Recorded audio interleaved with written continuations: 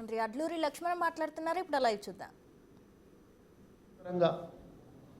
పిల్లలకు ఉన్నటువంటి ఏదైతే మంచి భోజనం సదుపాయం ఇచ్చే విషయంలో కానీ, చదువు సంబంధించిన ఫ్యాకల్టీ విషయంలో ఏర్పాటు చేసే విషయంలో కానీ, అదేవిధంగా వారి కనీస సౌకర్యాల విషయంలో కానీ ప్రభుత్వ నిబంధనలకు అనుగుణంగా ఆ జిల్లాలకు సంబంధించిన జిల్లా కలెక్టర్ గారు బాధ్యతలపై చెప్పి అక్కడ ఉన్న ప్రజలతో ఎన్నుకోబడ్డ ఎమ్మెల్యేలు కూడా తప్పకుండా మీరు హాస్టల్ విజిట్ చేయాలని చెప్పేసి ప్రభుత్వం ఒక ఆలోచన పరంగా ముందుకు పోతున్న పరిస్థితి లోపల ఈ 22 నెలల లోపల గురుకులాలు నిర్వీర్యమైపోయినాయని చెప్పేసి మాట్లాడితే చదువుకు సంబంధించినటువంటి లక్షలాది మంది యొక్క పిల్లల యొక్క భవిష్యత్తుకు సంబంధించిన విషయంలో పట్ల రాజకీయంగా మాట్లాడడం తప్ప ఒక మంచి సూచన మంచి ఆలోచన పరంగా చేసినటువంటి ఆ ప్రభుత్వం ఎన్నడూ కూడా చేయలేదు, ఎన్నడూ కూడా ఆలోచన కూడా చేయలే. వాళ్ళు నిజంగా ఆలోచన చేస్తే కోట్లాది రూపాయలు ఇరిగేషన్ అని కోట్లాది రూపాయలు ఇష్టానుసారం ఖర్చు పెట్టుంటే గత 2014 నుంచి 23 ప్రభుత్వంలో కూడా ఎన్నడన్నా పిల్లల చదువుకు సంబంధించిన విషయంలో ఆలోచన చేసిన గురుకుల పిల్లలకు సంబంధించిన విషయంలో ఏ జిల్లాలోనూ ఒక 10 బిల్డింగ్లు మేము గురుకుల చేసి షెడ్యూల్ కాస్ట్ సంబంధించిన గురుకుల హాస్టల్స్ మేము ఏర్పాటు చేసినాం.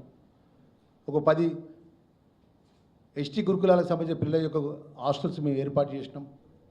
లేకపోతే 10 ఎస్సీ హాస్టల్స్ కట్టినబడ్డాయి. 10 పేదవాళ్ళకు సంబంధించినటువంటి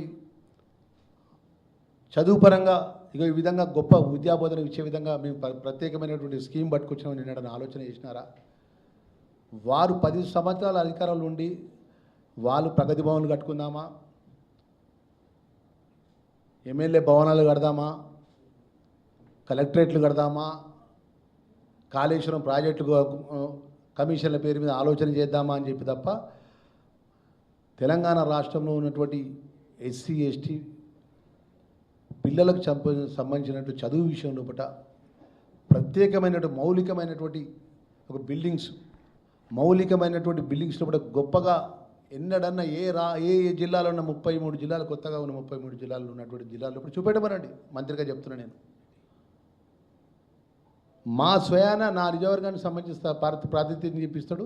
అక్కడ ధర్మపురిలో షెడ్యూల్ క్యాస్ట్ సంబంధించిన గురుకుల హాస్టల్ నిర్మాణం చేయలేదు. పిల్లలు ఇప్పుడు రెంటెడ్ బిల్డింగ్లో ఉంటారు. ఇప్పటికి ఈరోజు కూడా రెంటెడ్ బిల్డింగ్లో ఉంటారు పిల్లలు, ధర్మపురి పిల్లలు.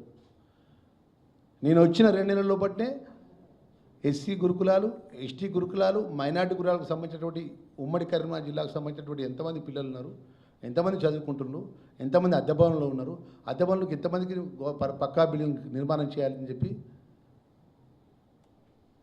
తక్షణమే జిల్లా కలెక్టర్లకు మా ఇంజనీరింగ్ డిపార్ట్మెంట్ వారు అధికారులకు ఆదేశించి, మా డిపార్ట్మెంట్ అధికారులకు ఆదేశించి దానికి సంబంధించిన ప్రతిపాదన తయారు చేసి అతి తొందరగానే ప్రత్యేకమైన నిధులు తీసుకొచ్చి ఆ పిల్లలకు ప్రత్యేకమైనటువంటి సదుపాయాన్ని ఏర్పాటు చేసే విధంగా మౌలికమైనటువంటి బిల్డింగ్స్ కట్టే విధంగా ముందుకెళ్తున్నాం. ఈరోజు మేము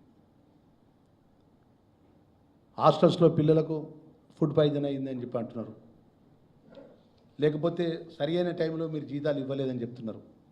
మేము ఒకటే విషయం చెప్పదలుచుకున్నాం.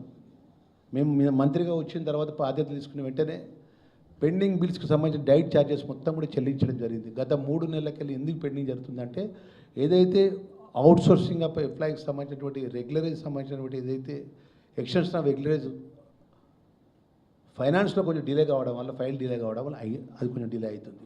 మరి వారి హయాంలో ఇది ఈనాడు పేపర్లో అప్పుడు 2020 19/6/2021 ఒప్పందం ఉపాధ్యాయుల జీతాలు అందేనా 19/6/2021 వారి ప్రభుత్వ హయాంలో. అదేవిధంగా ఆగస్టు 4/21 ఏడాది నుంచి జీతాలు ఇస్తలేరు. వాళ్ళ ప్రభుత్వంలో పత్రికల్లో వచ్చినటువంటి వార్తలు మీ ముందు చూపెడుతున్నాం. 2014 నుంచి 18, 18 నుంచి 23 ధనిక రాష్ట్రాన్ని అప్పజెప్పినటువంటి ప్రభుత్వంలో ఉన్నటువంటి పెద్దలు అప్పుడు గురుకులాలకు సంబంధించిన జీతాలు ఇవ్వలేక, అప్పుడు గురుకుల ఉపాధ్యాయులకు సంబంధించిన గెస్ట్ ఫ్యాకల్టీకి జీతాలు ఇవ్వలేక, అదేవిధంగా ఆ రోజు ఏప్రిల్ 11, 2021 ఆంధ్రజ్యోతి వంటవారి సమస్యలు వినేది ఎవరు?